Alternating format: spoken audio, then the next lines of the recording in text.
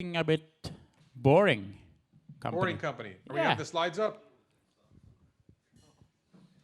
So I will start with this. You get the slides up when you get the slides up. It's okay. The Boring Company, for those who don't know, is a company that Elon Musk started with help from a guy named Steve Davis, who's I believe he's the CEO, which basically started with the idea we can build tunnels better. We can bore tunnels more efficiently than the way tunnels are bored now, and they can save us from soul-crushing traffic, and they can make our lives better in a variety of ways.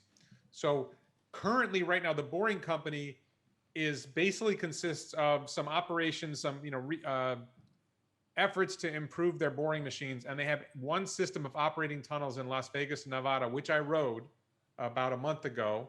The day before the Plaid event, I was in Las Vegas riding in the Boring Company tunnels. It's about 2 miles. I think it's 1.8 miles total, 0.9 miles each way, which is, what is that? 3 kilometers, about 3 kilometers in length total.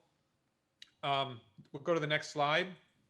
So the plan in Las Vegas, and this may be hard to see, but the blue lines represent where tunnels will be in the future tunnel system that they have basically proposed to Las Vegas, and the Las Vegas local governments seem to like this idea. So in the lower right corner of that image that says Vegas Loop, in the lower right corner, you can see the airport, which I flew into.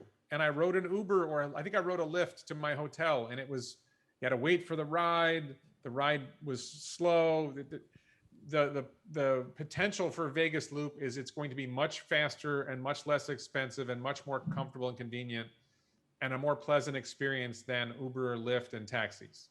So right now it's I don't think you guys can see it, but on the right side around the middle, there's a little bit of green lines, which is the Las Vegas Convention Center. That's the existing 1.8 miles or 0.9 miles each way of tunnels.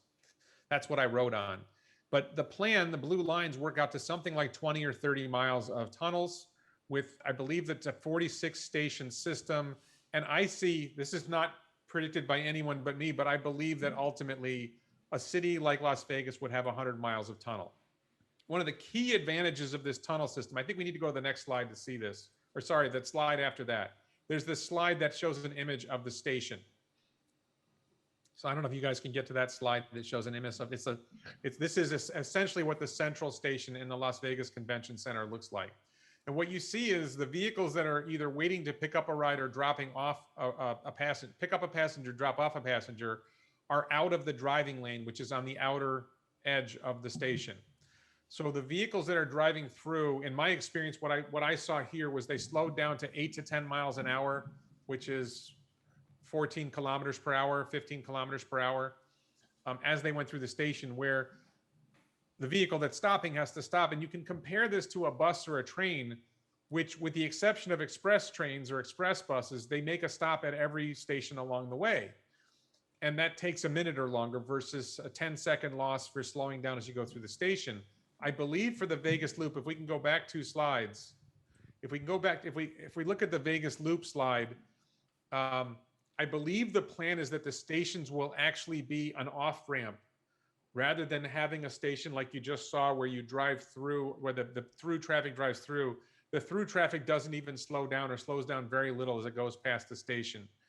And basically what happens is that 10-mile trip you were going to take that had 20 stops along the way would have taken a half hour, and now it takes 5 minutes.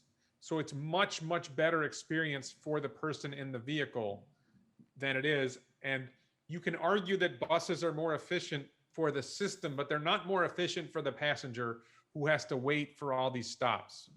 So I see it going to 100 miles in the future. Let's go to the next slide.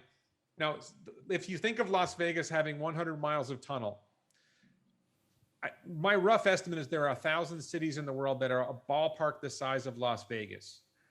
And so you can see 100 miles of tunnel for each of those cities, and that gets you to 100,000 miles of tunnel. Growing from today's 2 miles, it's 50,000 times growth. So where the Boring Company is now, a roughly $1 to $2 billion company, is going to grow in scale 50,000x where it is now. This will tell you why I've been looking for ways of investing in the Boring Company. I believe this is going to happen and more. And I think if there's a way of getting invested in the Boring Company, I'm trying to do it. I've actually pursued one angle. I'm working on another angle now. I believe if I can get, and you know, if I only get 10,000x growth, I'm going to be happy with that. If I only get 1,000x growth, I'm going to be happy with that. But I genuinely believe the future is tunnels, and it's a big part of our future in a lot of ways. So we're going to skip a couple slides and go to this is another one of Warren's crazy ideas. I know it looks crazy. I have a video on it which you can watch. If you just go on YouTube and search for Bering, you'll see it. I'm not the first one to propose a tunnel under the Bering Strait. The Bering Strait is a body of water that separates the eastern edge of Russia from the western edge of Alaska. And basically, this is a way of bringing the Asia-Europe supercontinent together with the North America, South America continents and connect the vast majority of the world's population. So the basic idea I had was, what if you did a tunnel from Los Angeles or San Diego, California, up the west coast of North America, through Alaska, down through Russia, and down into the populated part of China. And let's just use Los Angeles to Shanghai for an example. And I calculated, and you can see it's pretty close to a straight line, by the way, which is true of any 2 points on the world if you do it right. But imagine it's about 6,000 miles from Los Angeles to Shanghai doing it this way. Imagine 4 tunnels. 2 tunnels take cargo, and 2 tunnels take Hyperloop. Hyperloop is Elon's idea of a supersonic maglev vehicle going through a vacuum tunnel. So if you have 2 cargo tunnels and 2 Hyperloop tunnels, you got a total of 4 tunnels for 24,000 miles of tunnel. Right now, Boring Company is in the ballpark of $5 million a mile for the way it's boring tunnels. And I think they're probably going to get to in the ballpark of $4 million a mile for boring tunnels. And that would lead to a cost for this project of about $100 billion. That $100 billion is just tunnels. It doesn't include stations, but that just gives you some idea. And with this, you would be able to replace all trans-Pacific shipping, container shipping, with containers running in the tunnels. And I've done the math. This could literally carry all trans-Pacific container shipping, all of it. They are really nasty. Those ships emit the worst kind of pollution. They use the worst kind of diesel fuel called bunker fuel. Terrible emissions, not just CO2, but all kinds of other emissions. Horrible pollution. Gone. Trans-Pacific air travel. Hyperloop replaces it all. You travel from Los Angeles to Shanghai in about 6 hours at 1,000 miles an hour. That's faster than commercial air travel. Starship will be faster. Starship Earth to Earth will be faster, but will be more expensive. This will be cheaper travel. It will cost less. And again, airplanes are massive CO2 emitters, and they are massive pollution emitters. This is tremendous potential to make the world a better place. And this is an additional 24,000 miles on top of the 100,000 miles I already talked about. And then you could add an Arctic, for those of you who are in Sweden, for those of you who are in Northern Europe, you could imagine adding a spur roughly along the Arctic Circle to serve Northern Europe and then reach Southern Europe, and other spurs reaching India, Southeast Asia. A lot of potential for this idea to make the world a better place, which is, fundamentally, what's the goal? The goal is to accelerate the transition to sustainable energy and sustainable transport. And not just that, but to make transportation less expensive for both wealthy people and poorer people.